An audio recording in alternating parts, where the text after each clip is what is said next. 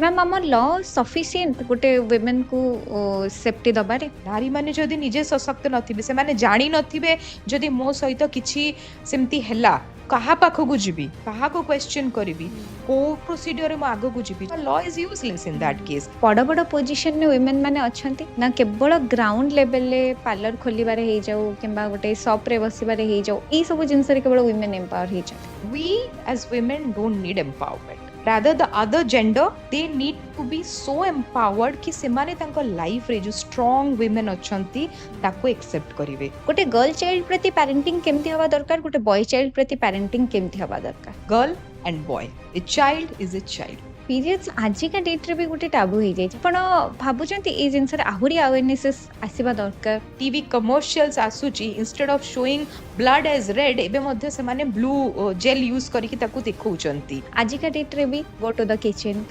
जदि प्रमोशन पाउची ताहले किछ ना किछ थिबो आपण भाबंती कि ए जिंसटा को केमती टैकल करबा दरकार वेपन जो मानकर गॉड फादर नाहंती बट से माने आगु को जाउचंती तो हमको we have to lead by example there is no other way out because society रे ड्रास्टिकली चेंज किछि आसीबारो नाही जेते बेले वुमेन राइट मागे जेते बेले मेन जेते कि शत्रु न होंती वुमेन माने ही सेते के शत्रु हो जांती जेते बेले गोटे झियो घर को बाहाई के आसे से केते पन तो ओढना टाणीबो से रूल बनाइछि by the male of the family किंतु ताको इम्प्लीमेंट करिवो से घरे जे झियोर सासु थिबो तो सेति पाई शत्रु की हबो एठी निश्चय सासु हेबे जेते बेले वुमेन्स डे आछी हमें पॉलिसी ऊपर कथा होचंती इम्प्लीमेंटेशन ऊपर कथा होचंती किंतु वुमेन्स डे पर सडन मु आउ से अवेयरनेस देखिबा को पाउनी एमिति हेले कोन वुमेन्स राइट्स वुमेन्स इश्यूज को हमें सॉल्व कर परबा नवरात्रि रे से होची वर्शिपिंग रा पात्र गोटे पूजिता तापरे से होची दलित लांछित वांछित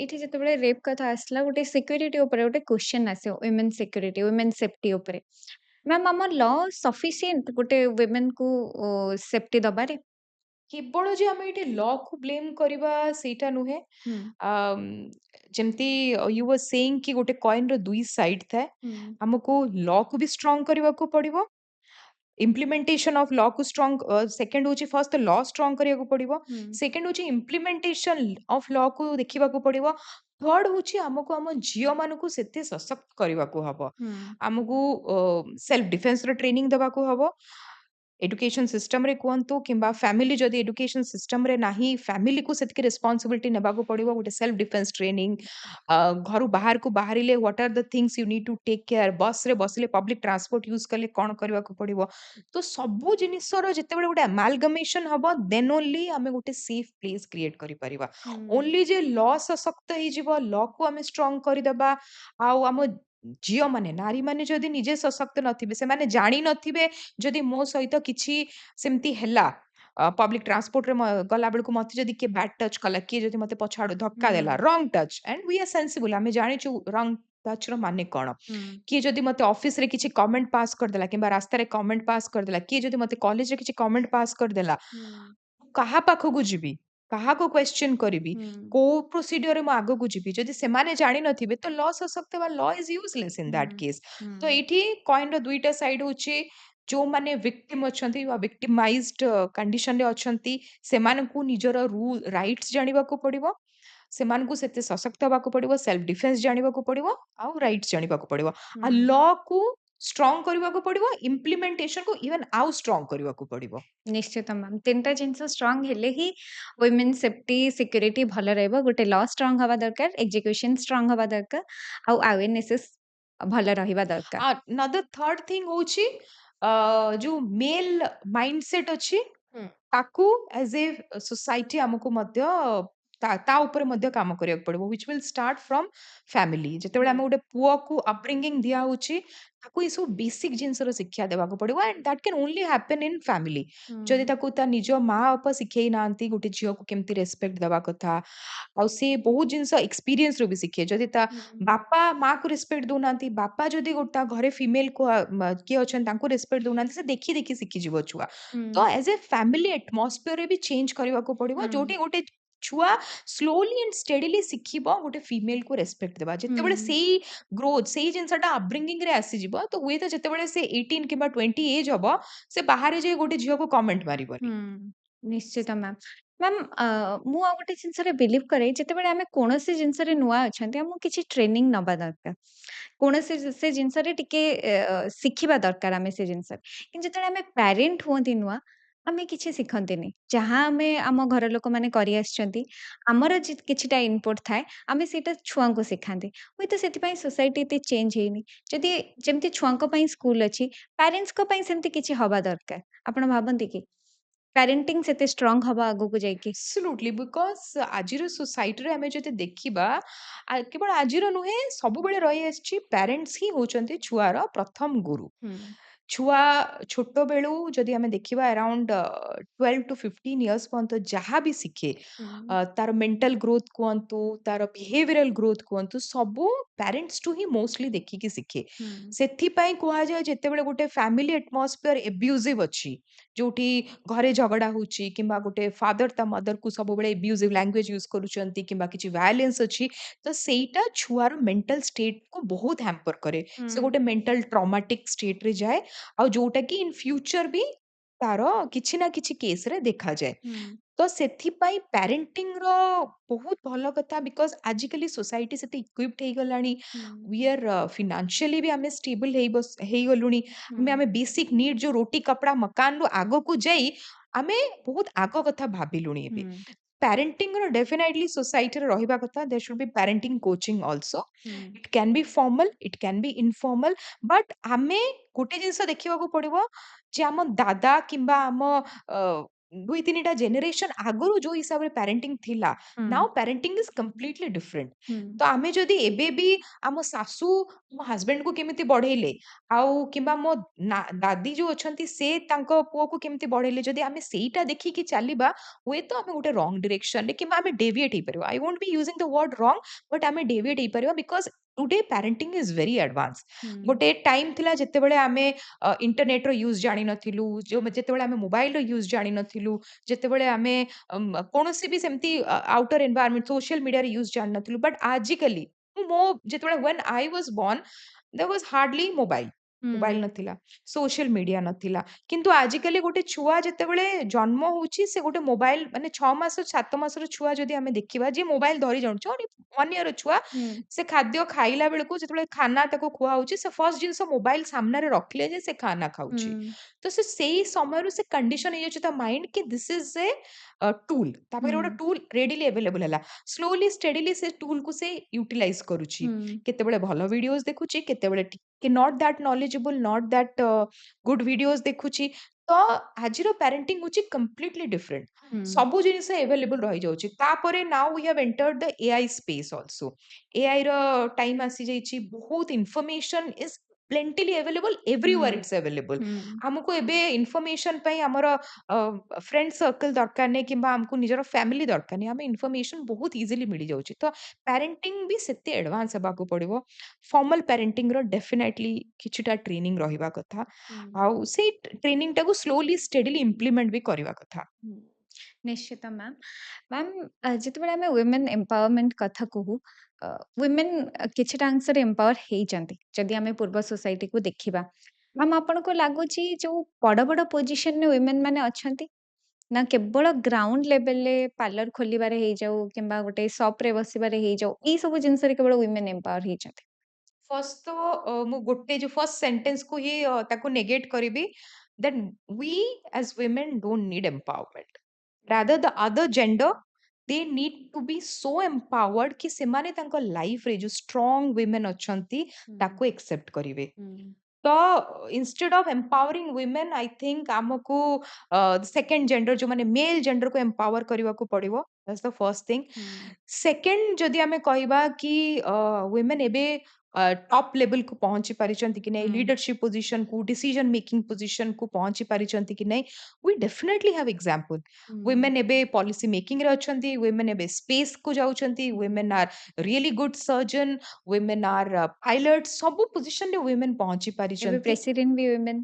येस एब्सोल्युटली ହୁଁ एबे ଆମ ରାଷ୍ଟ୍ରର ସବୁଠୁ ଯୋଉ ଫର୍ଷ୍ଟ ସିଟିଜେନ୍ ହଉଛନ୍ତି ସବୁଠୁ ହାଇଏଷ୍ଟ ପୋଜିସନରେ ମଧ୍ୟ ୱିମେନ୍ ବସିଛନ୍ତି। ତ ୱିମେନ୍ ବହୁତ ଆଗକୁ ଗଲେଣି।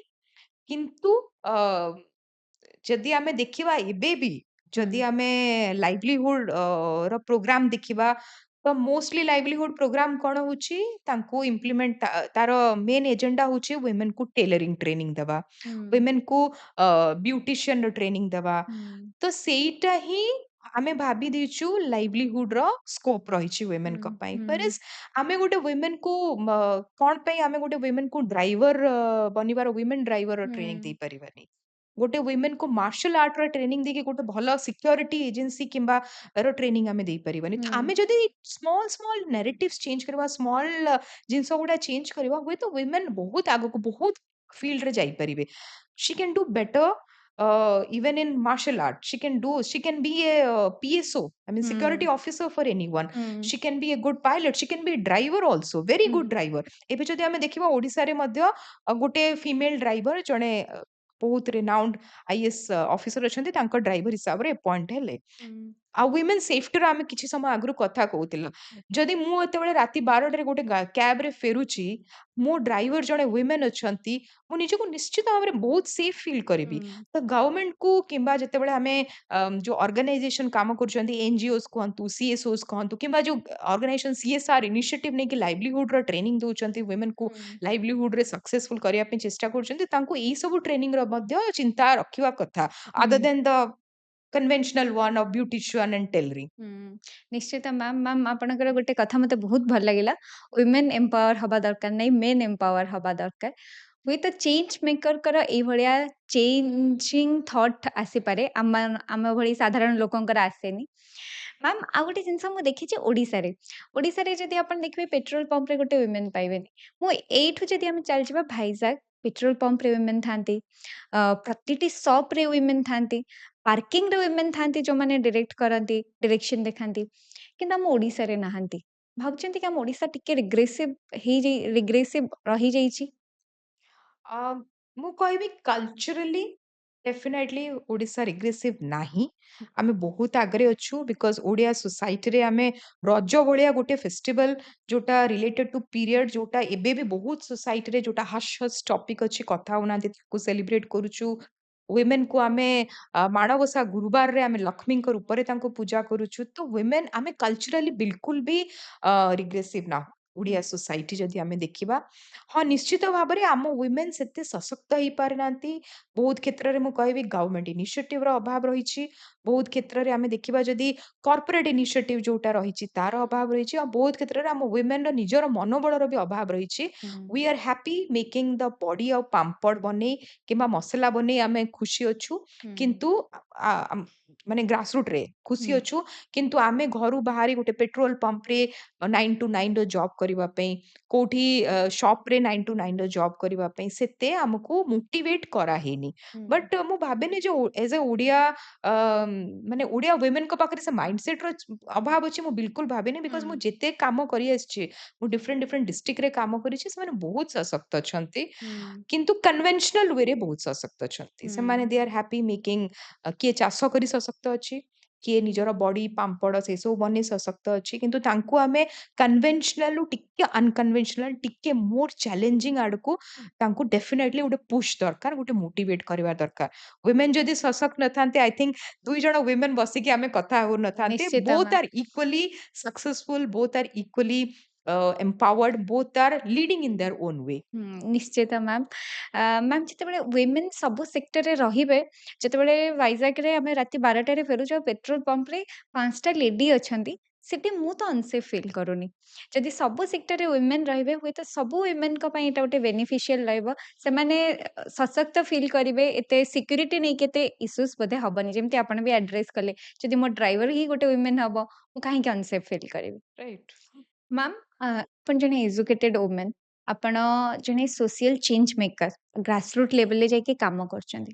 ମ୍ୟାମ୍ କିଛିଟା ସଜେସନ୍ ମୁଁ ଆପଣଙ୍କ ଠାରୁ ଚାହିଁବି। ଯେତେବେଳେ ଗୋଟେ ଘରେ ଗୋଟେ ଗର୍ଲ ଚାଇଲ୍ଡ ଜନ୍ମ ହଉଛି କିମ୍ବା ଗୋଟେ ବୟ ଚାଇଲ୍ଡ ଜନ୍ମ ହଉଛି, ଗୋଟେ ଗର୍ଲ ଚାଇଲ୍ଡ ପ୍ରତି ପ୍ୟାରେଣ୍ଟିଂ କେମିତି ହବା ଦରକାର, ଗୋଟେ ବୟ ଚାଇଲ୍ଡ ପ୍ରତି ପ୍ୟାରେଣ୍ଟିଂ କେମିତି ହବା ଦରକାର?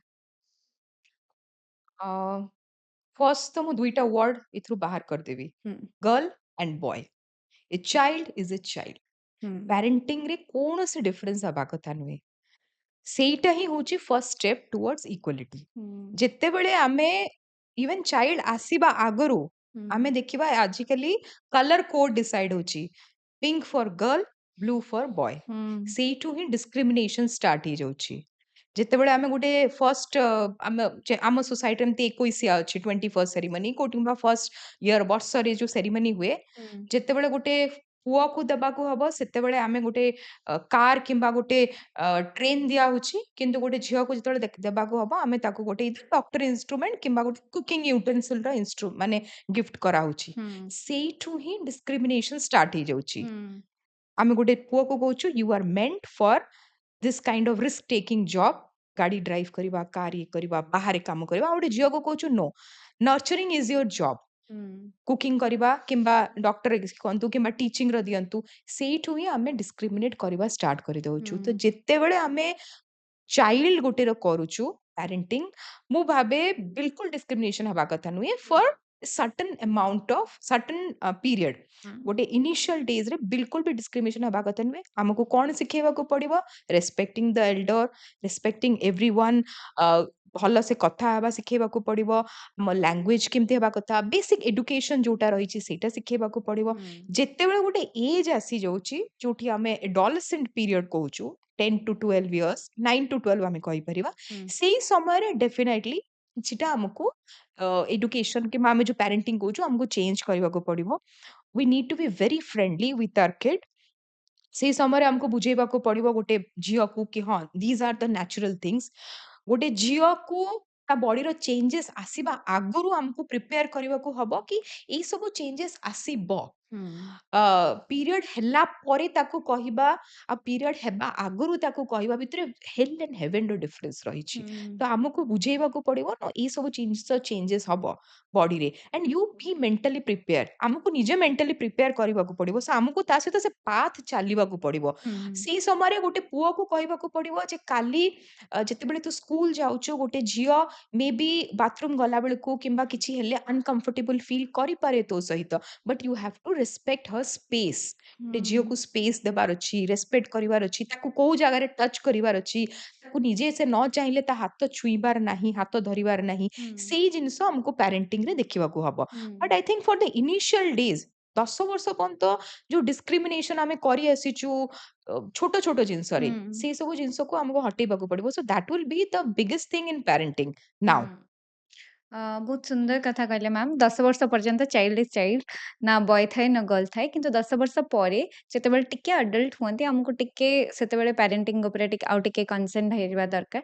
कारण पुओ माने सिंपैथेटिक तो हेई परिबे, एम्पैथेटिक हेई परिबेनी। आमे तांको जिते इन्वॉल्व करके रखिबा, जिते इनक्लूसिव करके रखिबा, हुई तो से सेते सोसाइटी प्रति गोटे हेल्दी सोसाइटी सेमाने सेमाने ही बिल्ड कर परिबे गोटे वुमेन पे। ସେମାନେ ହିଁ ଆକ୍ଚୁଆଲି ଯଦି ଆମେ ସେ ଯୋଉଟା କୁହାଯାଏ କି ଯଦି ବୀଜ ଯୋଉଟା ଯଦି ଭଲ ଥିବ ଗଛ ବହୁତ ଭଲ ହବ।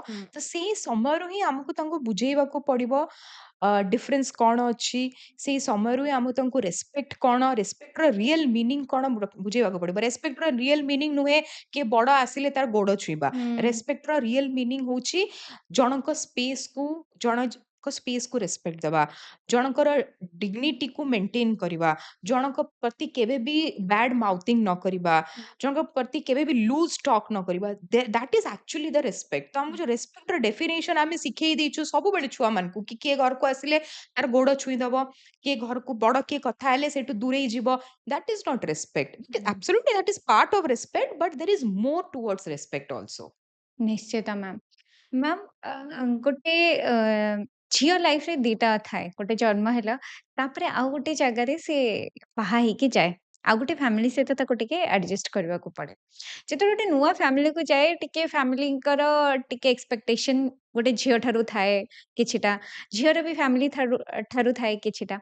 से टाइम रे केमती कोन दी जनकर रिस्पांसिबिलिटी केमती हवा दरकार?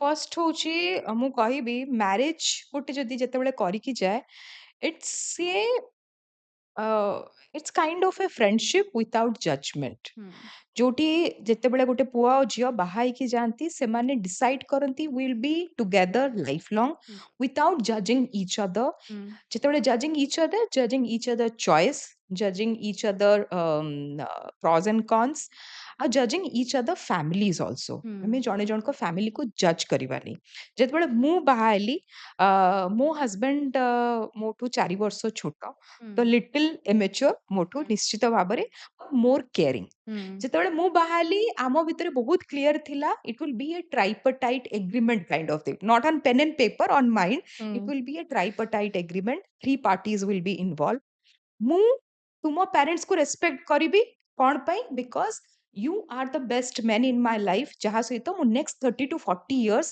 लाइफ रो सबु फेज देखिबी खुशी ହୁଁ देखिबी दुख देखिबी ग्रोथ देखिबी कष्ट देखिबी ग्रोथ माने मोर एंड पर्यंत मु तुम सहित रहिबी ହୁଁ सो मु तुम पेरेंट्स को सेथि पय रेस्पेक्ट करबी बिकॉज से माने they have given birth to you ହୁଁ so that is my responsibility तुम पेरेंट्स को responsibility कौन लाइफ रो गोटे समय पर्यंत से माने अपब्रिंगिंग देले एडुकेशन देले तुम सहित रहिले बट ता परे जो ब्यूटीफुल फेज ऑफ लाइफ अछि 30 to 40 years लाइफ अछि जोटी लाइफ रो सब फेज आसीबो अगेन खुशी दुख एवरीथिंग आसीबो ହୁଁ ग्रोथ भी आसीबो डिक्लाइन भी आसीबो एब्सोल्यूट क्रैश भी आसीबो आमे हेई पारे कोदिन जमीन रे थिबा कोदिन आसमान रे थिबा सेही टाइप रो फेज रे मु तुम सहित रहिबी and I will be your soul partner that time तो ହୁଁ तांको रेस्पॉन्सिबिलिटी होची मते रेस्पेक्ट करबा without judging me my choice my decision ହୁଁ आउ हिज रेस्पॉन्सिबिलिटी मो पार्टनर रेस्पॉन्सिबिलिटी एठी होची दुईटा भितरे बैलेंस करबा ହୁଁ बैलेंस करबा को सेंस रे बिकॉज मु आसीची गोटे डिफरेंट एनवायरनमेंट रु गोटे डिफरेंट फैमिली रु गोटे डिफरेंट ब्रिंगिंग रु ହୁଁ फर्स्ट बैलेंस होची do not compare me with your mother ହୁଁ तुम माँ को सहित मते कंपेयर करनी कौन सी हिसाब रे नहीं ହୁଁ तुम माँ केते सैक्रिफाइस करिसंती तुम माँ को कुकिंग स्टाइल कोन तुम माँ को प्रकार कपड़ा पिंधुचंती सेइथरे मते ହୁଁ जजमेंट करनी फर्स्ट जिंस सेकंड होची इफ एनीथिंग मो एगेंस्ट जदी किए बैड माउथिंग करूची किंबा लूज कथा होचंती कि ना सेटा सिखिनी किंबा करि पारुनी देन ताकू नेगेट करबा को हिसाब रे नेगेट करबा at times your voice can be harsh at times your voice can be making them understand तांको बुझेइबा no she is from a different environment ହୁଁ से हिसाब रे कंडीशनिंग हेची से टाइम नहीं भी पारे से चेंज न भी ही पारे चेंज ହୁଁ हेबा दरकार भी नहीं ମୁଁ ହଉଛି ତାଙ୍କ ଲାଇଫ ପାର୍ଟନର ମତେ ହୁଁ ତାଙ୍କ ଫ୍ୟାମିଲିର ଲାଇଫ ପାର୍ଟନର ହେଇକି ରହିବାର ନାହିଁ ସେଇଟା ହଉଛି ତାଙ୍କ ରେସ୍ପନ୍ସିବିଲିଟି ଆଉ ହୁଁ ଯୋଉ ତିନିଟା ପାର୍ଟି ଆମେ ରହିଲୁ ଯଦି ହୁଁ ଆମେ ନିଜ ରେସ୍ପନ୍ସିବିଲିଟିକୁ ଏଇଠି ଠିକ ସେ ନିଭେଇ ଦେଲୁ ଠିକ ସେ ଯଦି ଆମେ we are doing our responsibility I think every marriage can be successful every relation with in laws can be successful तो ଏଇ ତିନିଟାକୁ ବାଲାନ୍ସ କରିବା ପାଇଁ ମୁଁ ନିଜେ ବି ଏବେ ଚେଷ୍ଟା କରୁଛି ମୁଁ କହିବିନି whether I am successful or not ହୁଁ बिकज जिते आम माने पेन एंड पेपर रे जिनस गुड़ा जिते रोजी लगे कि डायलॉग रे जिते रोजी लगे रियलिटी रे सेते नुहे ହୁଁ वी हैव टू ट्राई तो ହୁଁ यही तीन टा जिनस यदि हेगला आई थिंक कोनोसी इनलॉज को सहित को भी झीर प्रॉब्लम हबनी कोनोसी इनलॉज झील किंबा पुओ को क्वेश्चन करिवेनी समस्त बहुत आराम से रही परिबे ନିଶ୍ଚିତ ମ୍ୟାମ୍ ମ୍ୟାମ୍ ଆଉ ଗୋଟେ ଟପିକ୍ ମୋ ମାଇଣ୍ଡକୁ ଆସିଲା ପିରିୟଡ୍ସ ପିରିୟଡ୍ସ ଆଜିକା ଡେଟ୍ରେ ବି ଗୋଟେ ଟାବୁ ହେଇଯାଇଛି ଆମେ କଥା ତ ବହୁତ ହଉଛନ୍ତି ତଥାପି ବି ଟାବୁ ହେଇଯାଇଛି ଗାଁରେ ଯଦି ଆମେ ଦେଖିବା ପିରିୟଡ୍ସ ହେଲେ କହିବା କି ସେମାନେ ଅନକମ୍ଫର୍ଟେବଲ ଫିଲ୍ କରନ୍ତି ପିରିୟଡ୍ସକୁ ଏତେ ଓପନଲି ସେମାନେ କୁହନ୍ତିନି ଆପଣ ଭାବୁଛନ୍ତି ଏଇ ଜିନିଷରେ ଆହୁରି ଆୱେରନେସେସ୍ ଆସିବା ଦରକାର पीरियड जदि आमे देखिबा एबे भी गोटे शेम स्टिग्मा आउ टैबू टॉपिक हेकी रहिछि आउ एथिरे बिल्कुल भी सोसाइटल स्ट्रेटा रो किछि रोल नाही सबु सोसाइटी रे एटा रहिछि whether it's an upper class जदि आमे कहबा एडुकेटेड सोसाइटी किंबा आमे जदि देखिबा रूरल किंबा ट्राइबल सेक्टर रे देखिबा किंबा मार्जिनलाइज सोसाइटी रे सबुठी पीरियड को नै किछि ना किछि शेम फैक्टर रहिछि पीरियड को जेतेबेले पर्यंत आमे बॉडीली प्रोग्रेस प्रोसेस बोली न भाबिबा गोटे नेचुरल प्रोसेस बोली न भाबिबा सेतेबेले पर्यंत गोटे टैबू सेथिरे रहि जिवो आउ पीरियड इक्विटी आनिबा पई ଆମକୁ କେବଳ ଆଉ କେବଳ ପିରିୟଡ awareness ପିରିୟଡ ଏଡୁକେସନ ହିଁ ହେଲ୍ପ କରିପାରିବ ଯଦି ଆମେ ପ୍ରପର ଏଡୁକେସନ ଦେଇପାରିବା ଏଗେନ୍ ଆମେ ଆଇ ଥିଙ୍କ କିଛି ସମୟ ଆଗରୁ କଥା ହଉଥିଲେ एडोलेसेंट एडुकेशन तो ହୁଁ एडोलेसेंट एडुकेशन गोटे पार्ट होची किंबा सेक्सुअल एडुकेशन गोटे पार्ट होची मेंस्ट्रुअल एडुकेशन ହୁଁ जोथिरे आमे जानिबा कि मेंस्ट्रुएशन जेतेबेले होची कोन पई होची ହୁଁ कोन चेंजेस होची इट्स अ नेचुरल प्रोसेस तो ହୁଁ सेथिरे लाज करिवार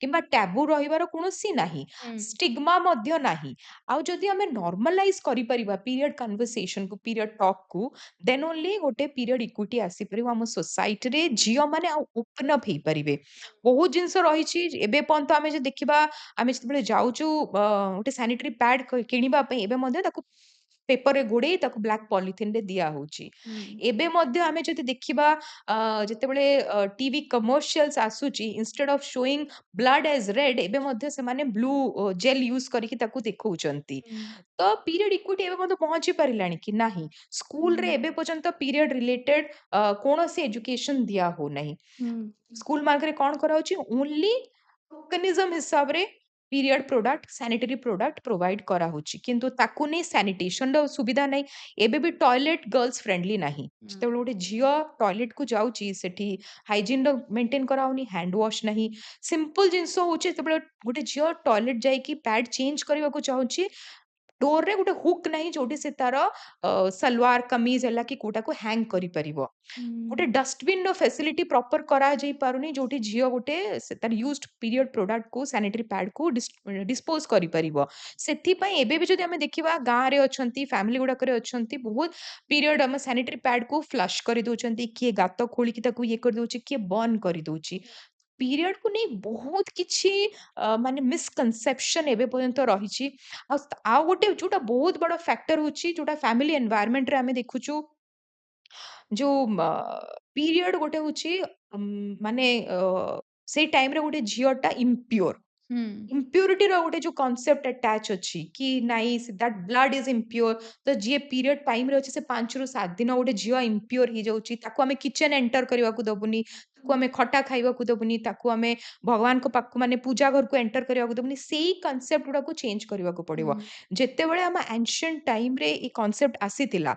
सेमाने बहुत ही नॉलेजेबल थिले सेने बुझीतिले जे गोटे झियो जेतेबेले ब्लीड करूची अराउंड हम जेतेबेले क्वांटिटी देखिबा अराउंड 5 टू 7 टीस्पून रो हमर ब्लीड प्रति मंथ हमें करूछु ହୁଁ से टाइम रे हम बॉडी रे जेहेतु लिक्विड ब्लड बाहरुची तो हमें वीक ही जाउछु ହୁଁ तो सेति पे हमको रेस्ट दरकार आ गोटे समय थिला जेतेबेले वुमेन रो मेन रिस्पांसिबिलिटी थिला कुकिंग करिवा आउ घरे और काम करिवा बाकी सब काम करिवा तो सेति पई ताको सेही समय रे रेस्ट दिया होतला that you take care of your body ହୁଁ धीरे धीरे सेही कांसेप्ट टाको एते मिसकनसेप्शन आसीगला जे से अपवित्र से किचन को जाई परिबनी से यदि किचन को जाई कोनोसी छुई देला से जिंस अपवित्र होई जिवो से ହୁଁ खाद्य जदि किए खाइदेला मेल देन सेटा खराब ही जिवो तार कि ता ହୁଁ सहित किछि खराब होबो ता देह खराब होबो किछि ना किछि खराब होबो तो एई सब जो मिसकनसेप्शन रही छै ताकू टैकल करबा को पड़िबो फैमिली एनवायरनमेंट रे एजुकेशन सिस्टम रे हमको एडोलेसेंट एजुकेशन को इंप्लीमेंट करबा को पड़िबो सैनिटेशन फैसिलिटी को इंप्लीमेंट करबा को पड़िबो गवर्नमेंट लेवल रे आमे जदि देखिबा सैनिटरी प्रोडक्ट को चीपर प्राइस रे जीएसटी फ्री तो डेफिनेटली हेई गलानी आगुर जोटा जीएसटी फ्री मध्य नथिला जीएसटी फ्री करी चीपर प्राइस रे अवेलेबल करबा को पड़िबो सस्टेनेबल मेंस्ट्रुअल प्रोडक्ट जोटा रहिछि मेंस्ट्रुअल कप कहंतु किंबा रियूजेबल पैड कहंतु तारो इम्प्लीमेंटेशन ताको केमती use more and more women ताको यूज करिवे ता प्रति मध्ये दृष्टि देबा को हबो because by using this single use sanitary pad आमे एनवायरनमेंट पे बहुत बड़ हैजर्डस सिचुएशन क्रिएट करि दोछु तो हमको सस्टेनेबल प्रोडक्ट पाई मध्ये आगो को आसियो पड़िबो जेतेले पंत हमें ई सबु जिनिस it's a wholesome thing it's not like गोटे जिनिस को हमें टैकल करबा आजी आ 10 वर्ष पर आ गोटे जिनिस को टैकल करबा जेतेबेले हमें होलसम गोटे पीरियड को नहीं भाबिबा आउ ताकू टैकल करबा स्टार्ट करबा I think period will not be any more A taboo topic और स्टिग्मा टॉपिक और शेम फॉर एनीवन जेतेबेले गोटे पीरियड आसे सेथि पई आम आदिवासी विजन तरफ रो आमे गोटे awareness health and hygiene menstrual health and hygiene रो आमे गोटे प्रोग्राम करूछु specifically in slums rural area and government schools रे which is आनंदिनी ମୁଁ ଗୋଟେ क्वेश्चन କରିବି କେତେ ଜଣ ଝିଅଙ୍କୁ ଶୁଣିଛନ୍ତି ଆପଣ ଯେ ଫର୍ଷ୍ଟ ପିରିୟଡ ହେଲା ପରେ ସେ କହୁଛି କି ଆଇ ଏମ୍ ଭେରି ହାପି ମୋର ପିରିୟଡ ହେଲା ମୁଁ ବହୁତ ଖୁସି ଅଛି କେହି କହିନଥିବେ ସମସ୍ତେ କହିବେ ମୋ ପିରିୟଡ ହେଲା मते डर लागुची, मते ହୁଁ लाज लागुची, मते गोटे सेक्लुडेड फील करा होची, ହୁଁ मते स्कूल जिबा पई इच्छा होनी, मते फैमिली रे सेही समय रे मो भाई सहित किंबा मो सांग सहित कथा हेबा पई मेल का सहित कथा हेबा पई इच्छा होनी, मते टिके डिस्क्रिमिनेट करा होची। ହୁଁ सो सेथि पई हमकु गोटे पीरियड गोटे नेचुरल प्रोसेस हिसाब रे एक्सेप्ट करबा को पड़िबो। जेमति हमकु सर दर्द होची हमें मेडिसिन खाउछु, सर दर्द जेतबेले होची हमें फैमिली सहित आराम से ठंडा जर हेले आराम से डिस्कशन करूछु, मोर पीरियड हला ओनली मु डिस्कशन करि परिबी। एइटा जेतेबेले आसी परला सोसाइटी रे, फैमिलीज रे, देन ओनली पीरियड इक्विटी भी आसी जिवो, ଆଉ ଆମେ ଗୋଟେ स्टिग्मा फैक्टर को नेगेट करि परिबा। ନିଶ୍ଚିତ ମ୍ୟାମ୍। ମ୍ୟାମ୍ ଏ ତ ଆମେ କଥା ହେଲେ ପିରିୟଡ୍ସ ବିଷୟରେ।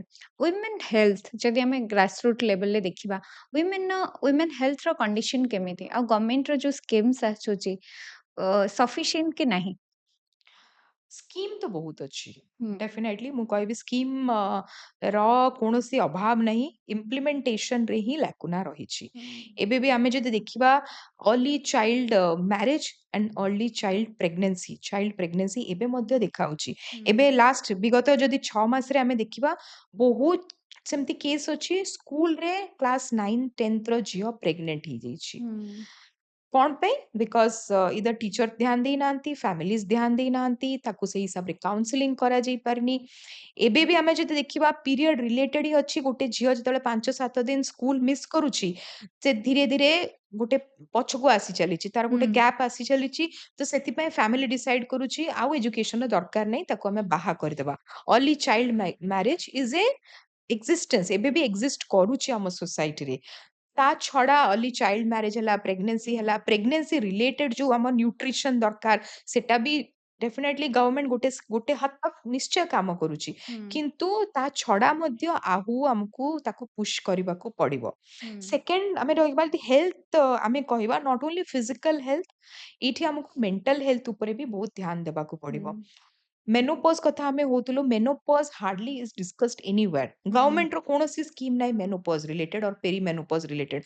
40 परे या 45 परे जेतेबेले गोटे वुमेन रो बोन रो स्ट्रेंथ घटुची, हम हार्मोनल चेंजेस होची, ताकू नै कोन करिवा कथा कोनोसी जागा रे हम पाखरे सेमती इन्फॉर्मेशन रहउनी। नो डाउट हम पाखरे सोशल मीडिया किंबा इंटरनेट रे इन्फॉर्मेशन अछि, किंतु सेमिति कोनोसी इन्फॉर्मेशन जदि ग्रामीण स्तर रे आमे जिबा पहुंची पारुनी। ହୁଁ मेंटल हेल्थ रो इश्यू जोटा रही मेंटल हेल्थ रो काउंसलिंग हेई पाने। तो बहुत क्षेत्र रे हमें देखिबा women is being suffocated because से माने तांको मेंटल इश्यूज जो रही ट्रॉमा रही ता ହୁଁ विषय रे कथा हेई पारुनांती। दैन मेंटल ट्रॉमा फैक्टर तारो किछि भी हेई पारे। ହୁଁ family issues can be a factor, तांकर menopause even can be a factor, तांकर फाइनेंशियल इंडिपेंडेंट न हेबा गोटे फैक्टर, एनी फैक्टर हेई पारे मेंटल हेल्थ को नेकरी ହୁଁ जदि हमें देखिबा। किंतु हमको डिस्कस करबा को पड़िबो ହୁଁ एज ए होलसम सोसाइटी। हमको mental health is a women issue, is a health issue बोली ହୁଁ भाबी ताकू कथा हेबा को पड़िबो।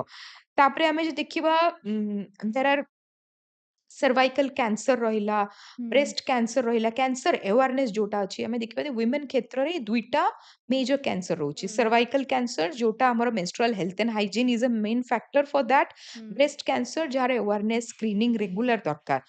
तो आमे वैक्सीनेशन डेफिनेटली इम्प्लीमेंटेशन एबे करा ହୁଁ होची slowly steadily hopefully in coming years टा इम्प्लीमेंट हे जिवो। बट जो माने वैक्सीनेशन स्टेज रो आगो को पळे जाइचंती, स्कूल छाड़ी सालेनी, एडल्ट हे सालेनी, तांको को हमको अवेयर करबा को पड़िबो। तो वुमेन रो हेल्थ एंड हाइजीन को नेकरी बहुत इश्यू रहिची, स्कीम्स रहिची, नियत भल रहिची, किंतु इम्प्लीमेंटेशन को मॉनिटर करबा को पड़िबो, क्वालिटी को एश्योर करबा को पड़िबो। ନିଶ୍ଚିତ ମ୍ୟାମ୍। କୋଉଠି ନା କୋଉଠି ଆମେ ଇମ୍ପ୍ଲିମେଣ୍ଟେସନ ପ୍ରପରଲି ହେଇପାରୁନି, ଆୱେରନେସେସ୍ ଲୋକଙ୍କ ପାଖକୁ ଠିକ୍ ସେ ଯାଇପାରୁନି। ସେଇଟା ବୋଧହୁଏ ଆମର ଲାକୁନା ରହିଯାଉଛି। ମ୍ୟାମ୍ ଯେତେବେଳେ ଆମେ ମେଣ୍ଟାଲ ହେଲ୍ଥ କଥା ହଉଥିଲେ କେବଳ ଗ୍ରାସରୁଟ୍ ଲେଭେଲରେ ନୁହଁ, ବହୁତ ଅପର ଲେଭେଲରେ ବି ମେଣ୍ଟାଲ ହେଲ୍ଥ ଇସ୍ୟୁସ୍ ୱିମେନ୍ ମାନଙ୍କର ଅଛି। ଆଜିକା ଡେଟ୍‌ରେ ଯଦି ଆପଣ ବହୁତ ଭଲ କାମ କରୁଛନ୍ତି, ଟିକେ ଏକ୍ସଟ୍ରୋଭର୍ଟ ଅଛନ୍ତି, ସମସ୍ତଙ୍କ ସହିତ ମିଶି ଯାଉଛନ୍ତି, ବହୁତ ସିମ୍ପଲ୍ କମେଣ୍ଟ ପାସ୍ କରାଯାଏ। ବୋଧହୁଏ ବସ୍‌ଙ୍କ ସହିତ ମିଶିକି କ୍ୟାରେକ୍ଟରରେ କିଛି ପ୍ରୋବ୍ଲେମ୍ ଥିବ, ସେଥିପାଇଁ ତାକୁ ପ୍ରମୋସନ୍ ମିଳିଗଲା। ଆ ଆପଣ ବିଲିଭ୍ ବି କରିବେନି, ଏବେ ମୁଁ ଗୋଟେ ଫେସବୁକରେ ଗୋଟେ ପୋଷ୍ଟ ଦେଖିଲି, ଜଣେ ଲେଡିଙ୍କର ବୋଧହୁଏ ସେ ଓଡ଼ିଶାରେ ଟପ୍ 10 ଭିତରେ ଆସିବେ। ସେ ଗୋଟେ ପୋଷ୍ଟ କରିଛନ୍ତି, ଆଉ ଜଣେ ତାଙ୍କୁ କମେଣ୍ଟ କରିଛନ୍ତି, ସେ ଗୋଟେ ବହୁତ ଭଲ ଟପିକରେ ଗୋଟେ ବନେଇଛନ୍ତି। ସେ ଟପିକ୍ ଉପରେ ସେ କିଛି କମେଣ୍ଟ ପାସ୍ କଲେନି। ସେ କହିଲେ ଯଦି ଆପଣଙ୍କର ନଲେଜ ନାହିଁ किचन को जातु आजिका डेट रे भी गो टू द किचन जदि प्रमोशन पाउची ताहले किछ ना किछि थिबो आजिका डेट रे भी मेंटल ट्रॉमा दिया जाए लोक मानको एही भली कमेंट पास करिकी ହୁଁ। झियो मानको आपण भाबंती कि एई जिंसटा को केमती टैकल करबा दरकार वेपन ମୁଁ କହିବି ମୁଁ ଗୋଟେ ଜିନିଷ ସବୁବେଳେ ଲାଇଫରେ ମାନିକି ଚାଲିଛି ହୁଁ if your path is more difficult your calling is higher ହୁଁ and that's applicable for each and every women ହୁଁ ସମସ୍ତଙ୍କ ପାଇଁ because ଆମ path ଯୋଉଟା ଅଛି କେବେ ବି easy ନାହିଁ ରହିନି ହୁଁ ଆଉ ରହିବ ନାହିଁ ହୁଁ ମଧ୍ୟ ଆପଣ ତାକୁ ବେଦର ଗାର ବୋଲି ମଧ୍ୟ କହିପାରିବେ ଆମ ପାଥ କେବେ ବି ଇଜି ହବନି ହୁଁ ଯେତେବେଳେ ଆମେ ଲିଡରସିପରେ ଆଗକୁ ଯାଉଛୁ ହୁଁ ଆମକୁ ସବୁବେଳେ କୁହା ହୁଏ ଯେ ହଁ ଡେଫିନେଟଲି ତାକୁ କିଛି ନା କିଛି ଫେଭର ମିଳିଥିବ ହୁଁ ୱେଦର ବସ୍ ରୁ ଫେଭର କୁହନ୍ତୁ କିମ୍ବା କାହାର ସିଫାରିଶ ମିଳିଛି କୁହନ୍ତୁ ଫେଭର ମିଳିଥିବ ଆମର ଯୋଉ କ୍ରେଡିବିଲିଟି ରହିଛି ତାକୁ କ୍ୱେଶ୍ଚିନ୍ କରାଯାଇଛି ସବୁବେଳେ ହୁଁ ଯଦି ଆମେ ଫ୍ୟାମିଲିରେ ବି ଭଲ କାହା ସହିତ ମିଶିକି ରହୁଛୁ ତ ଆମକୁ କୁହାଯାଏ ଯେ ସେ ସମସ୍ତଙ୍କର ବଟରିଂ କରେ ସମସ୍ତଙ୍କ ବିଷୟରେ ଭଲ ହୁଁ କଥା କହୁଛି ସେଥିପାଇଁ ସେ ସମସ୍ତଙ୍କ ଲାଡଲି କିମ୍ବା ଦୁଲାରୀ ହୁଁ ଅଛି ହୁଁ ତ ଆମକୁ ମୁଁ ଭାବେ ଯେ ସବୁବେଳେ କଣ୍ଡିସନ କରାହେଇଛି ଯେ ଆମେ ଯଦି ଭଲ ଅଛୁ ତା ପଛରେ କିଛି ନା କିଛି ଗୋଟେ କାରଣ ରହିଛି ହୁଁ it's not only our calibre କିମ୍ବା ଇଟ୍ସ ଆମର ଖାଲି କ୍ରେଡିବିଲିଟିକୁ ଆମ କ୍ରେଡିବିଲିଟି ଛଡା ମଧ୍ୟ କିଛି ଗୋଟେ ସପୋର୍ଟିଂ ଫ୍ୟାକ୍ଟର ରହିଛି ହୁଁ ତ ମୁଁ ଭାବେ ସୋସାଇଟି ସେଇ ହିସାବରେ କଣ୍ଡିସନ ହେଇଯାଇଛି ହୁଁ ଯେ ଆମକୁ ଏଜ ଏ ଇଣ୍ଡିଭିଜୁଆଲିଷ୍ଟିକ ଆପ୍ରୋଚରେ କେବେ ବି ଦେଖା ହେଇନି ହୁଁ ତ ଏଇଠି ହୋଲସମ ଚେଞ୍ଜ ର ଜରୁରତ ହୁଁ ଅଛି ଏଠି ଯଦି ଆମେ ଦେଖିବା ଯେମିତି ମୁଁ କହୁଥିଲି the other gender needs to be empowered it is entire other gender as well as society needs to be empowered that a women can succeed can excel can do even better than a men ଗୋଟେ କମ୍ପାନୀରେ ଗୋଟେ ଅର୍ଗାନାଇଜେସନରେ women can be the chairperson or MD or CXO ତା ତଳେ 100 ଜଣ ମେଲ କାମ କରିପାରନ୍ତି ହୁଁ ଆମକୁ ସେଇଟା ଭାବିବାକୁ ପଡିବ ଯଦି ମୁଁ କହିବି ଗୋଟେ ଫ୍ୟାମିଲିରେ ଫିନାନ୍ସିଆଲ ଡିସିଜନ ଗୋଟେ ୱାଇଫ ନେଇପାରିବ ଆଉ ମେଲ ତାକୁ ସପୋର୍ଟ କରିବ ହୁଁ ମେଲ ଇଏ କରିବ ମାନେ ଜଷ୍ଟ ବ୍ୟାକରେ ରହିକି କାମ କରିବ ହୁଁ ଯେତେବେଳେ ପର୍ଯ୍ୟନ୍ତ ଆମେ ସେଇ ଜିନିଷକୁ ଏକ୍ସେପ୍ଟ ନ କରିଛୁ ଆଇ ଥିଙ୍କ ଆମେ ସବୁବେଳେ ଗୋଟେ ୱିମେନକୁ କଣ୍ଡିସନ ହିଁ କରିଚାଲିବା ହୁଁ ଯେତେବେଳେ ଗୋଟେ ୱିମେନ ପଲିଟିକ୍ସରେ ବି ଆଗକୁ ଯାଏ ଦେନ୍ वी सिंपली से कि କିଛି ନା କିଛି କିଏ ତାର ଗୋଟେ ଗଡଫାଦର ଥିବ ହୁଁ और କିଏ ଗୋଟେ ତାକୁ ସପୋର୍ଟ କରିଥିବ ହୁଁ ସବୁ ଜିନିଷରେ ସେମିତି ୱିମେନକୁ କଣ୍ଡିସନ ହୁଁ କରାହେଇଯାଇଛି ଆଉ ଆମକୁ ନିଜକୁ ବି ପ୍ରୁଭ କରିବାକୁ ପଡିବ that I M A self made women I don't have a backup. I am a self-made woman.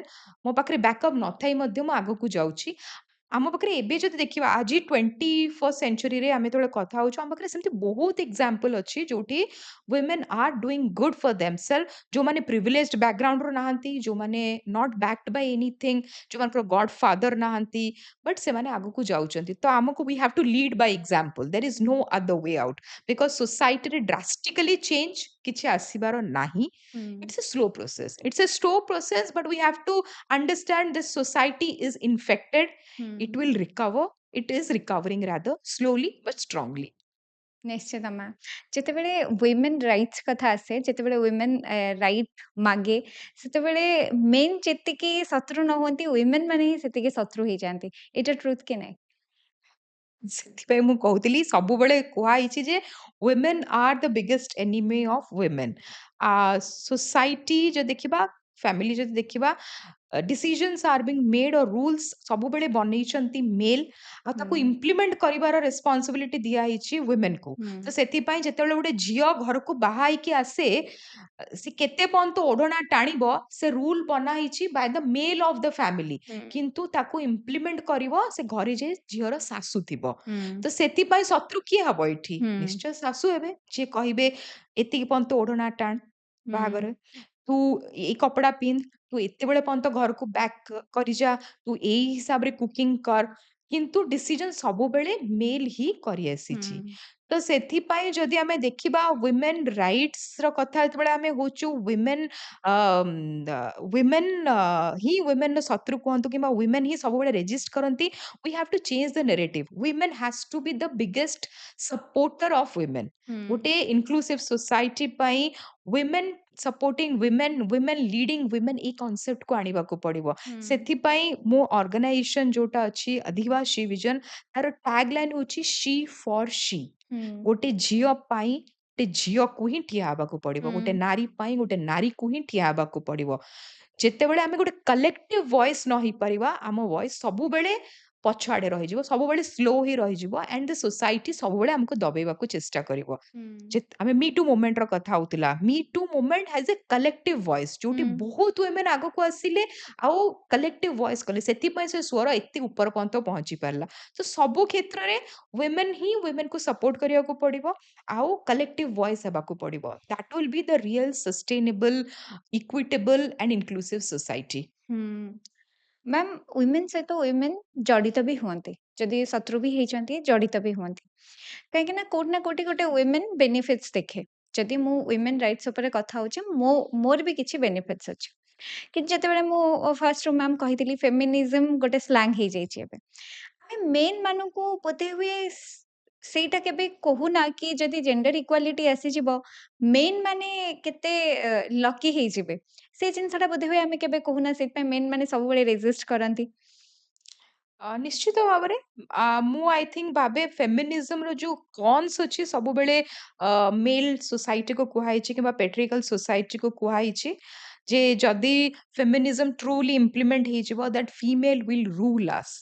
ଯଦି ତାର ପ୍ରସ୍ କୁହାଯିବ, ଦ୍ୟାଟ୍ ଯଦି ଫେମିନିଜମ ଟ୍ରୁଲି ଇମ୍ପ୍ଲିମେଣ୍ଟ ହେଇଯାଏ, ଆମେ ଯଦି ପ୍ୟାଟ୍ରିଏକାଲ କିମ୍ବା ମ୍ୟାଟ୍ରିଏକାଲ ସୋସାଇଟି କଥା ନ ଭାବିକି ଇକ୍ୱିଟେବଲ ସୋସାଇଟି କଥା ଭାବିବା, ଦ୍ୟାଟ୍ ସେଇ ଫିମେଲ ମତେ ସପୋର୍ଟ କରିବ, ସେଇ ଫିମେଲ ମୋର ରେସ୍ପନ୍ସିବିଲିଟିକୁ ହାଫ୍ ସେୟାର କରିବ, 50% ସେୟାର କରିବ, and the responsibility can be anything, financial burden କୁହନ୍ତୁ, କେୟାର ଗିଭିଂ ରେସ୍ପନ୍ସିବିଲିଟି କୁହନ୍ତୁ, ଏଭ୍ରିଥିଙ୍ଗ ସେ 50% ସେୟାର କରିବ। ଯଦି ଆମେ ତାକୁ ତାର ପଜିଟିଭ ସାଇଡ ଦେଖେଇବା, ପ୍ରସ୍ ଦେଖେଇବା ଷ୍ଟାର୍ଟ କରିବା, ହୁଏତ ମେଲ ୱିଲ୍ ବି ଇଭେନ୍ ମୋର ସପୋର୍ଟିଭ। ତ ଆମେ ସବୁବେଳେ ଫେମିନିଜମକୁ ଗୋଟେ ନେଗେଟିଭ କନୋଟେସନ ହିସାବରେ ୟୁଜ କରିଛୁ, ତାକୁ ଗୋଟେ ରେବେଲ ୱାର୍ଡ ହିସାବରେ ୟୁଜ କରିଛୁ, କିମ୍ବା ଗୋଟେ ଆକ୍ଟିଭିଜମ ହିସାବରେ ୟୁଜ କରିଛୁ, ଇନଷ୍ଟେଡ ଅଫ मेकिंग them understand कि feminism is a part of equity. It's not ତୁମେ ମୋଠୁ ଆଗରେ ମୁଁ ତୁମ ପଛରେ ନାହିଁ। ଇଟ୍ସ ଅବାଉଟ ଆମେ ଦୁଇ ଜଣ ଏକା ସହିତ ହାତ ଧରି ଚାଲିବା ଆଉ ସୋସାଇଟିକୁ ଗୋଟେ ଭଲ ଆଗକୁ ଗୋଟେ ପ୍ରୋଗ୍ରେସିଭ ସୋସାଇଟି ହିସାବରେ ନେବା। So that is actually true feminism. It is not like it's not the opposite of patriarchy. Feminism is absolutely not the opposite of patriarchy. It's not नारी प्राधान्यता जोटा हमें पुरुष प्राधान्यता कहूछु patriarchy रो, it's not matriarchy, it's equality. Feminism is asking just for equality. Ma'am ବୋଧେ ହୁଏ ଆମେ ସେଇ କଥା ହବାରେ ଟିକେ ଲାକୁନା ରହିଯାଇଛି, ଯୋଉଥିରେ କି ମେନ୍ ମାନଙ୍କର ବହୁତ ମିସକନସେପସନ୍ସ ଆସିଯାଇଛି। ହୁଏତ ଫେମିନିଜମ ମାନେ ମୁଁ ଯେମିତି କହିଲି ମାଟ୍ରିଆର୍କି ସୋସାଇଟି ହେଇଯିବ, ସେମାନେ ଆମ ଉପରେ ରୁଲ୍ କରିବେ, ଆଉ ଯେହେତୁ ଏତେ ଦିନ ହେଲା ସେମାନେ ପ୍ୟାଟ୍ରିକାଲ ସୋସାଇଟି ଅଛି, ସୋସିଆଲ କଣ୍ଡିସନିଂ ଏମିତି ହେଇଯାଇଛି, ତାଙ୍କର ବି ଗୋଟେ ଇଗୋ ଆସିଯାଇଛି କି ସେମାନେ ମାଟ୍ରିକାଲ ସୋସାଇଟିକୁ ଟଲରେଟ୍ କରିପାରିବେନି। ମ୍ୟାମ୍ କାଲି ହେଉଛି ୱିମେନ୍ସ ଡେ, ମୁଁ ଯଦି ଫେସବୁକ୍ ଖୋଲୁଛି ୱିମେନ୍ସଙ୍କ ରାଇଟ୍ସ ଉପରେ କଥା ହେଉଛନ୍ତି, ଯଦି ମୁଁ ଇନଷ୍ଟାଗ୍ରାମ ଖୋଲୁଛି ୱିମେନ୍ସଙ୍କ ରାଇଟ୍ସ ଉପରେ କଥା ହେଉଛନ୍ତି, ୱିମେନ୍ସଙ୍କ ଇସ୍ୟୁଜ୍ ଉପରେ କଥା ହେଉଛନ୍ତି। ଯେତେବେଳେ ୱିମେନ୍ସ ଡେ ଆସୁଛି ଆମେ ବହୁତ ସାରା କଥା ହେଉଛନ୍ତି, ପଲିସି ଉପରେ କଥା ହେଉଛନ୍ତି, ଇମ୍ପ୍ଲିମେଣ୍ଟେସନ ଉପରେ କଥା ହେଉଛନ୍ତି, କିନ୍ତୁ ୱିମେନ୍ସ ଡେ ପରେ ସଡନ୍ ମୁଁ ଆଉ ଇନଷ୍ଟାରେ ଦେଖିବାକୁ ପାଉନି, ମୁଁ ଆଉ ଫେସବୁକ୍ରେ ଦେଖିବାକୁ ପାଉନି, ମୁଁ ଆଉ ସେତେ ଆୱେରନେସେସ୍ ଦେଖିବାକୁ ପାଉନି। ଏମିତି ହେଲେ କ'ଣ ୱିମେନ୍ସ ରାଇଟ୍ସ, ୱିମେନ୍ସ ଇସ୍ୟୁଜକୁ ଆମେ ସଲ୍ଭ କରିପାରିବା? ମୁଁ ଗୋଟେ ବହୁତ ଭଲ କଥା କହିବି, not definitely related to women's day, but again ୱିମେନ୍ସକୁ ଆମେ ଯେତେବେଳେ ନବରାତ୍ରି ଆସେ 9 days, ଆମେ ୱିମେନ୍ର ସବୁ ରୂପ ଡିଫରେଣ୍ଟ ଡିଫରେଣ୍ଟ ରୂପରେ ତାକୁ ପୂଜା କରୁ, ଆଉ ତାକୁ ଆମେ ଦେବୀ ତୁଲ୍ୟ ଇଏ କରୁ, ତାକୁ ଦୁର୍ଗା, ତାକୁ ଶକ୍ତିର ରୂପରେ ପୂଜା କରୁ। ଯେତେବେଳେ ନବରାତ୍ରି ପଳେଇ ଯାଏ, ଆମେ ତାକୁ ସୀତା ବନେଇ ଦଉ, ତାକୁ ଆମେ କ୍ୱେଶ୍ଚନ କରୁ, ତା ଡିଗ୍ନିଟି ଉପରେ, ତାର କ୍ୟାରେକ୍ଟର ଉପରେ ତାକୁ କ୍ୱେଶ୍ଚନ କରୁ। ତ ଯେମିତି ନବରାତ୍ରିରେ ସେ ହଉଛି worshiping ର ପାତ୍ର, ଗୋଟେ ପୂଜିତା, ତାପରେ ସେ ହଉଛି ଦଳିତ, ଲାଞ୍ଛିତ, ବାଞ୍ଛିତ। women's day in today's connotation ଯଦି ଆମେ ଦେଖିବା, women's day is also a tokenism ହେଇଗଲାଣି, ଗୋଟେ କନଜ୍ୟୁମରିଜମ ହେଇଗଲାଣି। women's day ମାନେ କ'ଣ, ଏବେ ଯଦି ଆମେ କୌଣସି ବି ସୋସିଆଲ ମିଡିଆ ଖୋଲିବା, there is women's day sales going on, 30%, 40%, 50% off for women. Arts ବି ଦେଖିବା ads ୱିମେନ୍ସ ଡେ ଦେଖିବା, ହଁ ରିଲେଟେଡ୍। ads ଦେଖିବା, there are so many seminars. ମୁଁ ଏବେ ଆଜି ଦିନରେ I think ମୁଁ 3ଟା ସେମିନାର ସାରି ଆସିଛି, 3ଟା ଇଭେଣ୍ଟ ସାରି I'm sitting with you. ତ women's day को आमे केवल जदि गोटे दिनर इवेंट बोली भाबी देबा just today we will pay respect to women आजी आमे ता डिग्निटी कथा हबा आजी आमे ता राइट्स कथा हबा आजी आम पाखरे जतिकी women अछंती माँ भौणी कोलीग ताकू आमे किंबा वाइफ ताकू आमे किछि गिफ्ट करिबा women day is not about that women's day is just celebrating women in your life 365 days till the time you are alive in this society ସବୁ ଦିନ ଗୋଟେ women କୁ ଯଦି ଆମେ ରେସ୍ପେକ୍ଟ ଦେବା ତାହେଲେ ହିଁ ଆମେ women's day ସେଲିବ୍ରେଟ କରିବା କଥା otherwise just a celebration ଯେମିତି ଆମେ କୌଣସି ବି ବ୍ଲାକ୍ ଫ୍ରାଇଡେ ସେଲିବ୍ରେସନ କରୁଛୁ ଆମେ କିଛି ବି କରୁଛୁ women's day ଏବେ simply it has absolutely downgraded itself to few seminars few sales ଆଉ ତା ଛଡା କୌଣସି ଏସେନ୍ସ ନାହିଁ and just talking about ଏବେ ବି ଯଦି ଯିମା I think ସବୁ corporate ରେ ସବୁଠି କିଛି ନା କିଛି ଗୋଟେ women's day event କରାହବ ଯୋଉଠି ସବୁ women's କୁ କିଛି ନା କିଛି ଗୋଟେ gift ଦିଆହବ whether it's a rose whether it's anything related to women ଆଉ ତାପରେ every day that pay parity will sustain that character assassination will sustain that everything will sustain ସବୁ ରହିବ ତାପରେ ତ ହୁଏତ women's day celebrate କରିବା ଆମେ right way ରେ celebrate କରୁନୁ women's day is just realizing that every woman in my life in the society is respected and she should be respected 365 days not just today yes. ନିଶ୍ଚିତ ma'am ma'am ଯେତେବେଳେ ଆମେ women କୁ categorize କରିକି ଗୋଟେ award function କରୁଛନ୍ତି ଗୋଟେ seminar କରୁଛନ୍ତି ଯେମିତି ଆପଣ social activist ଅଛନ୍ତି best women social activist best women entrepreneur best women CM ସେ ଜିନିଷଟାକୁ ଆପଣ କେମିତି ନିଅନ୍ତି it has its own good and bad thing attached to it because first ମୁଁ good thing କହିବି ଯେ because ଆମ women ମାନଙ୍କୁ recognition ସେଇ level ରେ ମିଳି ନଥିଲା ଏବେ ବି ଆମେ we are conditioned ଯୋଉଠି ଆମେ chairman କହୁଛୁ chairman who is the chairman of the company ଆମେ ଏବେ ପର୍ଯ୍ୟନ୍ତ କହୁନୁ who is the chairperson ଏବେ ବି ଆମେ କହୁଛୁ lady doctor but doctor when it's a male we are just talking doctor he is the doctor but she is a lady doctor କୁହାଉଛି women ମାନଙ୍କୁ ସେଇ ହିସାବରେ ଏବେ ପର୍ଯ୍ୟନ୍ତ recognition ମିଳି ନଥିଲା ତ ଯଦି ଆମେ ଗୋଟେ ଦିନ କହିବା କିମ୍ବା through out the year କହିବା ଯଦି ଆମେ best women କହିକି ଆମେ ଯଦି ତାଙ୍କୁ recognize କରୁଛୁ that's a good thing but at the end of the day ଯଦି ଆମେ କେବଳ ତାକୁ as a tokenism ହିସାବରେ recognize କରୁଛୁ କି ଆମକୁ 10ଟା award category ଅଛି we have to choose XYZ A to Z ଭିତରେ ଆମକୁ କାହାକୁ choose କରିକି ଦେବାର ଅଛି only because it's women's day we have to do a event ଆମକୁ 10ଟା award ଦେବାର ଅଛି then there is a problem over there ଆମେ ଯଦି actual ଯଦି ଆମେ sense ରେ ଦେଖିବା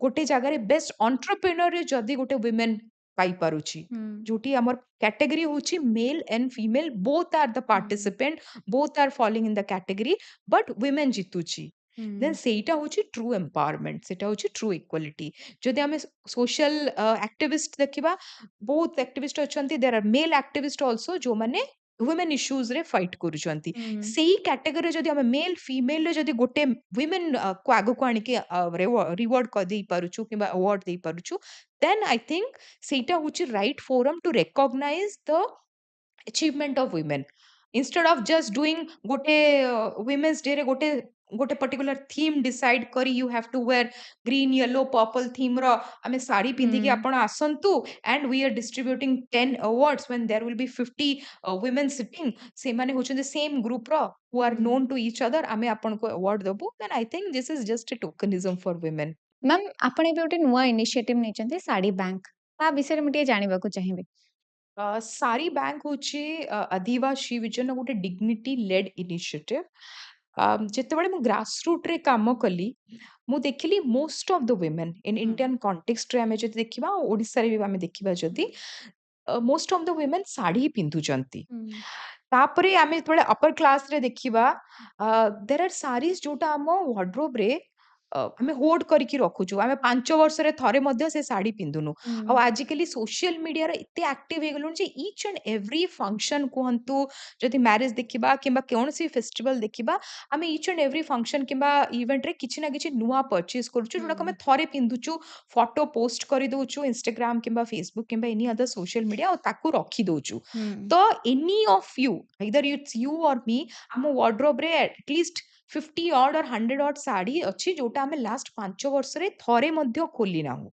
Whereas ଯଦି ଆମେ marginalized section କୁ ଯିବା, ଆଉ not only marginalized section, there are women ଯୋଉମାନେ gender based violence ର ଶିକାର ହଉଛନ୍ତି, ଯୋଉମାନେ shelter homes ରେ ରହୁଛନ୍ତି, old age home ରେ ରହୁଛନ୍ତି, ପ୍ଲସ୍ ଯୋଉମାନେ ରୁରାଲ ବା ଟ୍ରାଇବାଲ କମ୍ୟୁନିଟିରେ କି ମାର୍ଜିନାଇଜ ସେକ୍ସନରେ ଅଛନ୍ତି, ସେମାନେ ଇଭେନ୍ ତାଙ୍କର ଫେଷ୍ଟିଭାଲରେ କୁହନ୍ତୁ କିମ୍ବା ବାହାଘରରେ କୁହନ୍ତୁ, କୌଣସି ବର୍ଥଡେ ହେଲା, they are not in a position to buy new କ୍ଲୋଥ୍ସ।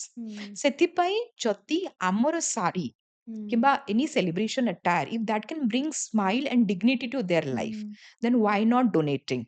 ତ ଯେତେବେଳେ ଆମେ ଶାଢ଼ୀ ବ୍ୟାଙ୍କ ଗୋଟେ ଇନିସିଏଟିଭ ଷ୍ଟାର୍ଟ କଲୁ, ଆମର ଫର୍ଷ୍ଟ ରିକ୍ୱେଷ୍ଟ ଥିଲା, ଫର୍ଷ୍ଟ ଆମେ ଇନସିଷ୍ଟ କରିଥିଲୁ ଆମ ଡୋନରକୁ ଯେ ଆପଣଙ୍କ ପାଖରେ ଶାଢ଼ୀ ଅଛି ଯୋଉଟା ଆପଣ ଆପଣ ହାଉସ ହେଲ୍ପକୁ ଦଉଛନ୍ତି, ଆପଣ ଖାଲି ଡିସ୍ପୋଜ କରିବାର ଅଛି, ସେମିତି ଭାବିକି ଆମକୁ ଡୋନେଟ୍ କରନ୍ତୁ। It's not a donation drive. That's why ମୁଁ କହିଲି it's a dignity led initiative, ଯୋଉଠି ଆପଣଙ୍କ ଶାଢ଼ୀ ଯୋଉଟା ଆପଣ ନିଜ କିଛି ଲୋକଙ୍କୁ ଡୋନେଟ୍ କରିବାକୁ ଇଣ୍ଟରେଷ୍ଟେଡ, ମାନେ କରିପାରିବେ, ସେମିତି ଶାଢ଼ୀ ଆମକୁ ଡୋନେଟ୍ କରନ୍ତୁ, ଆମ ଇନିସିଏଟିଭକୁ ଦିଅନ୍ତୁ, ଯୋଉଠି ଆମେ ପ୍ରପର କ୍ୱାଲିଟି ଚେକ୍ କରିବୁ, ତାକୁ ସର୍ଟ କରାଯିବ ଏବଂ ତାକୁ ଡିଫରେଣ୍ଟ ଇଭେଣ୍ଟରେ ତାଙ୍କୁ ଡିଷ୍ଟ୍ରିବ୍ୟୁଟ କରାଯିବ। So it's a beautiful initiative. ଆଉ ଆଇ ଏମ୍ ଭେରି ହାପି ଯେତେବେଳେ ଆମେ ଇନିସିଏଟିଭ ଷ୍ଟାର୍ଟ କଲୁ, ପ୍ୟାନ୍ ଇଣ୍ଡିଆ ତାର ସପୋର୍ଟ ମିଳିଲା।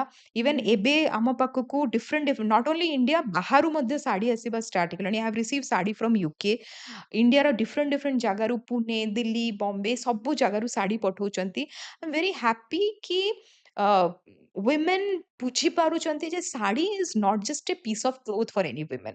ଇଟ୍ସ ଯୋଉଟା ମୁଁ ପିନ୍ଧିଛି, it's a matter of pride for me, it's a matter of dignity.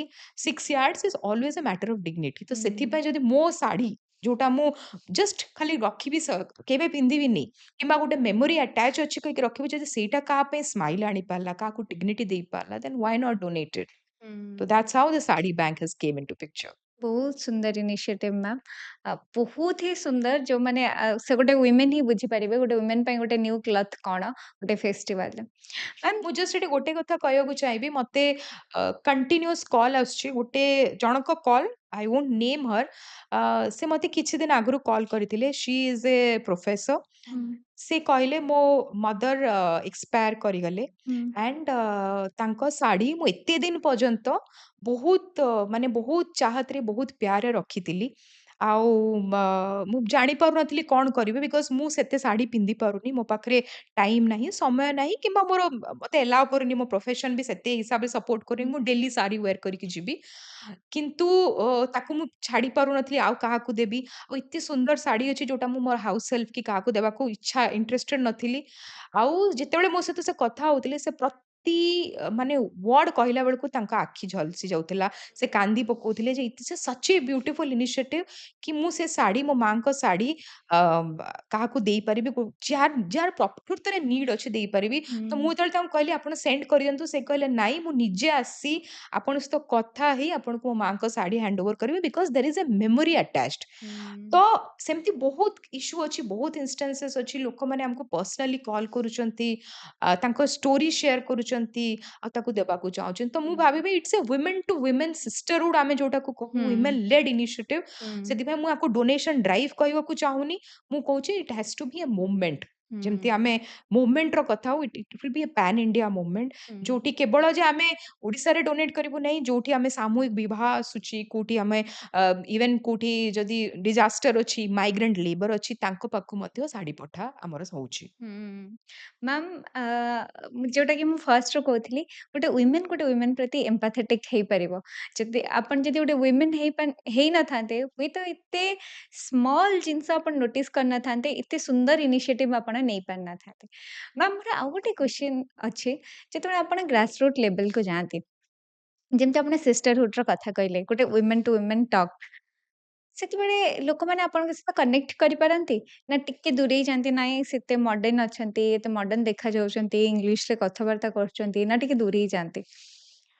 I think ମୁଁ ଯଦି ମତେ ଏଇ କ୍ୱେଶ୍ଚିନ୍‌ଟା ଆପଣ 20 ଇୟର୍ସ ଆଗରୁ ପଚାରିଥାନ୍ତେ, ତ ହୁଏତ ମୋର ଆନ୍ସର ଡିଫରେଣ୍ଟ ଥାନ୍ତା। ସେତେବେଳେ ଯେତେବେଳେ ମୁଁ ମୋ ଅର୍ଗାନାଇଜେସନ ତରଫରୁ ଡିଫରେଣ୍ଟ CSR ଆକ୍ଟିଭିଟି କୁହନ୍ତୁ ପାଇଁ ଯାଉଥିଲି, ସେତେବେଳେ ହୁଏତ ମୁଁ ଗୋଟେ ପାୱାର ପୋଜିସନରେ ଯାଉଥିଲି। ମୁଁ ଭାବୁଥିଲି I am doing charity. But now ମୋର ନିଜର ମାଇଣ୍ଡସେଟ୍ ଚେଞ୍ଜ ହେଇଯାଇଛି। ମୁଁ ଯେତେବେଳେ ଯାଏ ଗ୍ରାସରୁଟ୍‌ରେ କାମ କରିବା ପାଇଁ, ମୁଁ ଚାହେଁ ମୁଁ ତାଙ୍କ ଭଳିଆ ଦେଖାଯାଏ, ହୁଁ ତାଙ୍କ ସହିତ ବସିକି କଥା ହେଇପାରେ। ତ ମୁଁ ବିଲକୁଲ ହେଜିଟେଟ୍ କରେନି ତାଙ୍କ ସହିତ ତଳେ ବସି କଥା ହେବା ପାଇଁ। ତାଙ୍କ ଘରେ ଯଦି ପଖାଳ ହେଇଛି, ପଖାଳ ମାଛ ଖାଇବା ପାଇଁ, କିମ୍ବା କାହାର ଯଦି ବାହାରେ କିଏ ୱାଶରୁମ୍ ଯାଉଛି, ୱାଶରୁମ୍ ଯିବା ପାଇଁ, ତାଙ୍କ ଗ୍ଲାସରେ ଚା କିମ୍ବା ପାଣି ପିଇବା ପାଇଁ। ତ ମୁଁ ଭାବେ ଯଦି ଆମେ ଲୋକଙ୍କ ସହିତ କନେକ୍ଟ କରିବାର ଅଛି, ଆମକୁ ତାଙ୍କ ଲାଙ୍ଗୁଏଜ କହିବାକୁ ହବ, ତାଙ୍କ ଭଳିଆ ବିହେଭ କରିବାକୁ ହବ, ତାଙ୍କ ସହିତ ମିଶିବାକୁ ହବ, ତାଙ୍କ ହୁଁ ଖୁସିରେ ଖୁସି ହେବାକୁ ପଡିବ। ତାଙ୍କର ଯେତେବେଳେ ସେମାନେ ଷ୍ଟୋରି କହୁଛନ୍ତି ତାଙ୍କୁ କନସୋଲ କରିବାକୁ ହବ, କେତେବେଳେ ତାଙ୍କ ପାଇଁ କାନ୍ଦିବାକୁ ମଧ୍ୟ ହବ। ହୁଁ ତ ସେଇ ଏମ୍ପାଥି ଯଦି ଆସିଗଲା, ତ ମୁଁ ଭାବେ ଏନି ୱାନ୍, ହୁଁ ଇରେସ୍ପେକ୍ଟିଭ ଅଫ ଦ ଲୁକ୍, ସେ କଣ ପିନ୍ଧି ଯାଉଛି, ଇରେସ୍ପେକ୍ଟିଭ ଅଫ ସେ କଣ କଥା ହଉଛି, ଇରେସ୍ପେକ୍ଟିଭ ତାର ଭିଜନ କଣ ଅଛି ଆଗକୁ, ସେ ଲୋକଙ୍କ ସହିତ କନେକ୍ଟ ହେଇପାରିବ। ହୁଁ ବିକଜ ସବୁବେଳେ ଆମେ ଚାହୁଁ କି ଆମ ଭଳିଆ ଦିଶୁଥିବା, ଆମ କଥା ବୁଝୁଥିବା ଲୋକ ଆମ ପାଖକୁ ଆସୁ। ବହୁତ ଭଲ ପାଇବା ପାଇଛି। ହୁଁ ମୁଁ ଯୋଉଠିକୁ ମଧ୍ୟ ଯାଇଛି, କେବଳ ଓଡିଶା ନୁହେଁ, ଆମେ ଝାରଖଣ୍ଡ ଆଉ ଛତିଶଗଡ଼ରେ ବି କାମ କରୁ।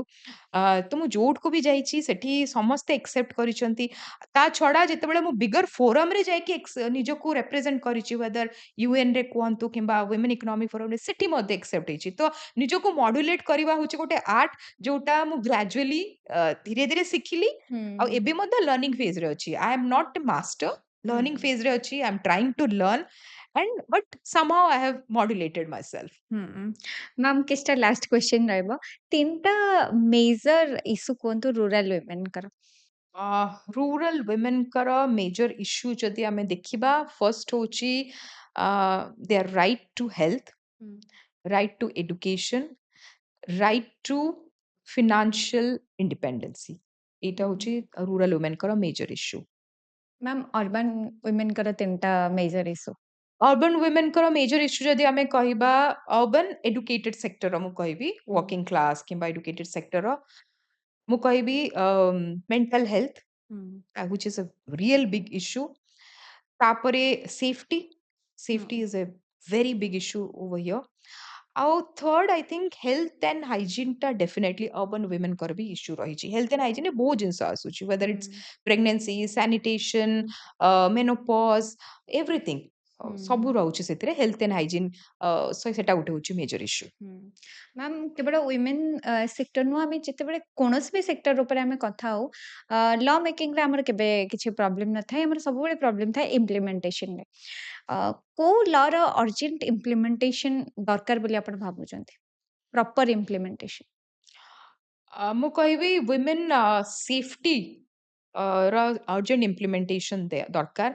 ବିକଜ ବହୁତ women ଆମେ ଯଦି ଦେଖିବା ଏବେ gender based violence କୁହନ୍ତୁ, କିମ୍ବା safety security ର issue face କରୁଛନ୍ତି, whether it's rape, whether it's molestation, whether it's anything। ତ ସେଫ୍ଟି ରିଲେଟେଡ୍ ଯୋଉ ଲ ଅଛି ତାର ବହୁତ ଅର୍ଜେଣ୍ଟ ଇମ୍ପ୍ଲିମେଣ୍ଟେସନ ଦରକାର ଅଛି। ସେକେଣ୍ଡ ଯଦି ମୁଁ କହିବି, ଦେନ୍ ପଲିଟିକାଲ ରିଫର୍ମର ଦରକାର ଅଛି। ହୁଁ women equal representation in parliament ହୁଁ is another thing, ଯୋଉଟା ବହୁତ ଜିନିଷକୁ ପଲିସି ମେକିଂ କୁହନ୍ତୁ ହୁଁ କିମ୍ବା ଅନ୍ୟ ବହୁତ ଜିନିଷକୁ ଚ୍ୟାଲେଞ୍ଜ କରିପାରିବ, ଟ୍ୟାକଲ କରିପାରିବ। These two are the laws ଯାହାର ଅର୍ଜେଣ୍ଟ ଇମ୍ପ୍ଲିମେଣ୍ଟେସନର ଦରକାର ଅଛି। ମ୍ୟାମ୍ ଯଦି ଆପଣ ପଲିସି ମେକିଂକୁ ଯିବେ, ଆପଣଙ୍କୁ ପାୱାର ଦିଆଯିବ ଗୋଟେ ୱିମେନ୍ ପାଇଁ ଗୋଟେ ପଲିସି କରିବେ, ତାହେଲେ ଅର୍ଜେଣ୍ଟ ବେସିସରେ କୋଉ ପଲିସି ଆପଣ କରିବାକୁ ଚାହିଁବେ?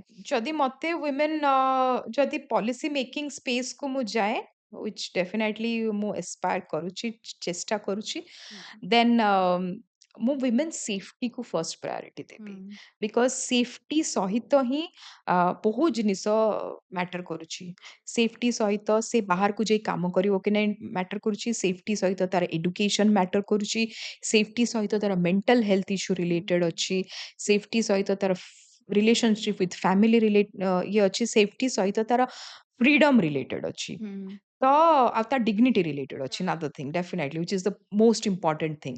ତ ମୁଁ ଡେଫିନେଟଲି women ସେଫ୍ଟିର ଯୋଉ କନସର୍ନ ଅଛି ଏବେ ସୋସାଇଟିରେ, ତାକୁ ନେଇ ପଲିସି ବନେଇବା ପାଇଁ ଚେଷ୍ଟା କରିବି। ନିଶ୍ଚିତ ମ୍ୟାମ୍। ମ୍ୟାମ୍ ଆମେ ଏକ୍ସିକ୍ୟୁଟିଭ ବଡି କଥା କଥା ହେଲେ, ଲେଜିସ୍ଲେଟିଭ ବଡି କଥା ହେଲେ, ଆଉ ଗୋଟେ ଅଛି ଜୁଡିସିଆଲ ବଡି। ଆପଣ ଭାବୁଛନ୍ତି ସେଠି ବି ୱିମେନର ଇକ୍ୱାଲ ରିପ୍ରେଜେଣ୍ଟେସନ ରହିବା ଦରକାର? ନିଶ୍ଚିତ ଭାବରେ। ଇନ୍ ଏନି ସେକ୍ଟର କୁହନ୍ତୁ ହୁଁ ଆପଣ, women रो equal representation दरकार because we represent 50% of the population and women issue को आमे जदि human issue हिसाब रे consider न करिबा ताको जदि गोटे seclude करिके आमे देखिबा हाँ women issue है ठीक है it's okay चाली थिबो चालीची slow process रे तारा implementation हबो then I think it will take us another many decades to come to this equality position. So definitely हमको judicial system रे भी women equal representation दरकार because there are many women related issue जोटा को समाने tackle करूचंती जोठी gender lens रे हमको देखिवा को पड़िबो. women ना आजिका डेट रे इक्वल रिप्रेजेंटेशन कोठी भी नाही जदि एबे एबेका डेट रे आपण कोन भाउचंती एग्जीक्यूटिव रे ना लेजिस्लेटिव रे ना जुडिशियल बॉडी रे कोठी वुमेन मानकर अर्जेंट दरकार अछि फर्स्ट सेटा फिल अप हवा दरकार First ମୁଁ କହିବି legislation ରେ ଦରକାର. Okay. Legislative body ରେ ଦରକାର because legislative body is the representation of the grassroots people. They are the elected body ହେଉଛନ୍ତି ସେମାନେ ତ grassroots ର voice କୁ ସେମାନେ ହିଁ implement କରିପାରିବେ ତ ଯେତେବେଳେ ପର୍ଯ୍ୟନ୍ତ legislative body ରେ equal representation ନାହିଁ judicial system somehow is aligning with legislation. Executive body somehow aligning with legislative bodies.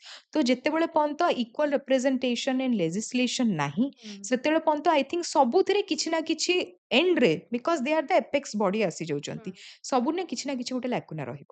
ନିଶ୍ଚିତ ମ୍ୟାମ୍ ମ୍ୟାମ୍ କାଲି ହେଉଛି ୱିମେନ୍ସ ଡେ ଯଦି ଆପଣ କିଛି ଆଡଭାଇସ୍ କିମ୍ବା ସଜେସନ୍ କିମ୍ବା କିଛି କହିବାକୁ ଚାହିଁବେ ୱିମେନ୍ଙ୍କ ପାଇଁ women ଙ୍କ ପାଇଁ being a women ମୁଁ ଗୋଟେ କଥା କହିବି that sky is yours you have the wings ତ କେବେ ବି ମୁଁ କେତେ ଉଡିବି କେତେ ଦୂରକୁ ଉଡିବି ସେଇ କ୍ୱେଶ୍ଚନ ନା ନିଜକୁ ପଚାର ନା ଆଉ କାହାକୁ ପଚାର because sky is yours fly fly and fly.